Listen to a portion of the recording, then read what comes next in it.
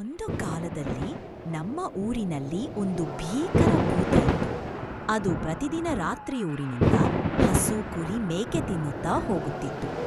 ಊರಿನವರು ಭಯದಿಂದ ಮತ್ತು ಬೇಸರದಿಂದ ಆಹಾರ ನೀಡಿ ಬದುಕುತ್ತಿದ್ದರು.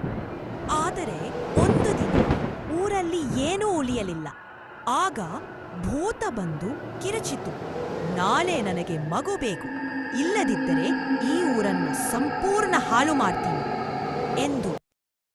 ಊರಿನ ಜನ ದೇವರಿಗೆ ಕೈಮುಗಿದು ಬೇಡಿಕೆ ಸಲ್ಲಿಸಿದರು. ದೇವ, ನಮ್ಮ ಊರನ್ನು ಕಾಪಾಡು, ನಮ್ಮ ಮಕ್ಕನನ್ನು ಉಳಿಸು ಎಂದು ಪ್ರಾರ್ಥಿಸಿದರು. ಆ ದಿನ ಊರಿನಲ್ಲಿ ಎಲ್ಲರ ಕಣ್ಣುಗಳಲ್ಲಿ ಕಣ್ಣೀರು, ಭಯ ಮತ್ತು ಆತಂಕದಿಂದ ದಿನವನ್ನು ಕಳೆಯುವ ಸ್ಥಿತಿಯಲ್ಲಿದ್ದರು. ಅಷ್ಟರಲ್ಲಿ ದೇವಾಲಯದ ಬಳಿ ಒಂದು ಪುಟ್ಟ ಹುಡುಗ ಕಾಣಿಸಿಕೊಂಡು, ಅವನ ಹೆಸರು ಅಪ್ಪು. ಕೈಯಲ್ಲಿ ಹೊಳೆಯುವ ತ್ರಿಶೂಲ ಹಿಡಿದು ದೃಢ ನೋಟದೊಂದಿಗೆ ವೀರ ಅಲ್ಲಿ ನಿಂತದು. ಊರಿನ ಜನ, ಮಗನೇ ಹೋಗಬೇಡ, ಅದು ನಿನ್ನ ಕೊಲ್ಲತ್ತೆ. ಅಪ್ಪು, ಈ ಊರಿಗೆ ನನ್ನಂಥವನು ಬೇಕೆಂಬ ಸ್ಥಿತಿ ಬಂದಿದ್ರೆ ನಾನು ಇದ್ದೀನಿ.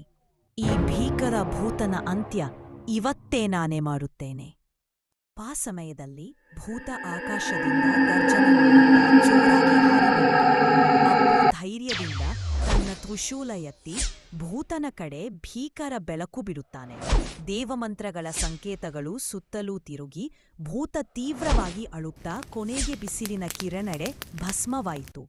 ಊರಿನ ಜನ ಜೋರಾಗಿ ಕೂಗಿದರು, ಅಪ್ಪು ಜೈ ಹೋ, ನಮ್ಮ ರಕ್ಷಕ ಎಂದು. ಅಪ್ಪು ಸೌಮ್ಯ ನಗುವಿನಿಂದ ನಿಂತು ಧೈರ್ಯದಿಂದ ಹೇಳಿದನು, ಇನ್ನೂ ನಮ್ಮ ಊರಲ್ಲಿ ಯಾರಿಗೂ ಭಯವಿಲ್ಲ, ನಾನು ಇದ್ದೇನೆ. ಯಾರೂ ಈ ಊರಿಗೆ ಇನ್ನು ಮುಂದೆ ತೊಂದರೆ ಮಾಡ್ಲಾರರು.